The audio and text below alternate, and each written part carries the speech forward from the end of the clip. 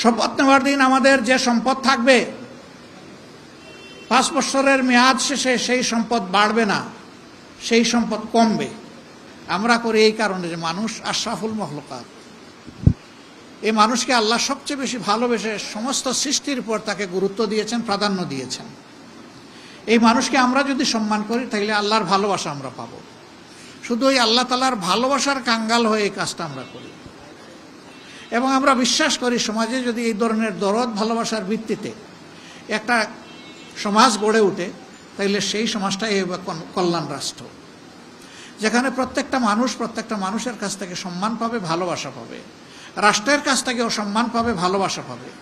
মানুষ বসবাস করবে তার নিরাপত্তা নিয়ে এবং তার মর্যাদা নিয়ে, এই দুইটা জিনিস সে ভোগ করবে।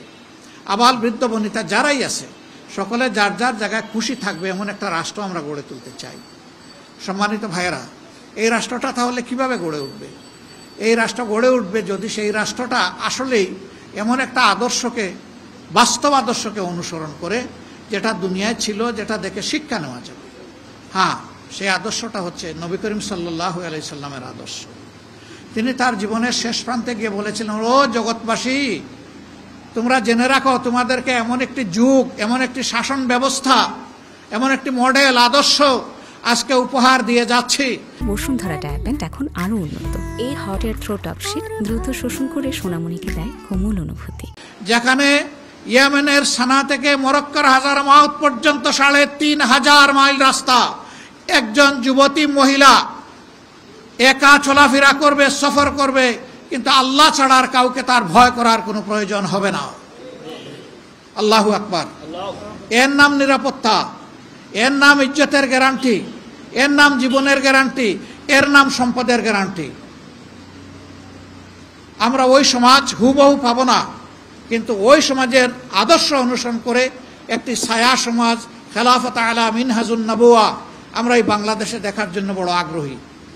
এবং এইটা সম্ভব শুধুমাত্র আল্লাহর দেওয়া সার্বজনীন কোরআনের ভিত্তিতে। যদি একটা দেশ এবং রাষ্ট্র গড়ে ওঠে তাহলেই কেবল সম্ভব। আমার আগে জনাব অধ্যাপক মুজিবুর রহমান সাহেব সেই কথাটা খুব চমৎকারভাবে বলেছেন যে বাংলাদেশ বা একটা রাষ্ট্র যেখান থেকে নিয়ন্ত্রণ হয় ওখানেই সত্যিকারের প্রতিনিধি পাঠাতে হবে ইনশাআল্লাহ। আমরা আপনাদেরকে নিশ্চয়তা দিচ্ছি, আল্লাহ তাআলা যদি বাংলাদেশ জামাতে ইসলামী এবং অন্যান্য ইসলামী দলের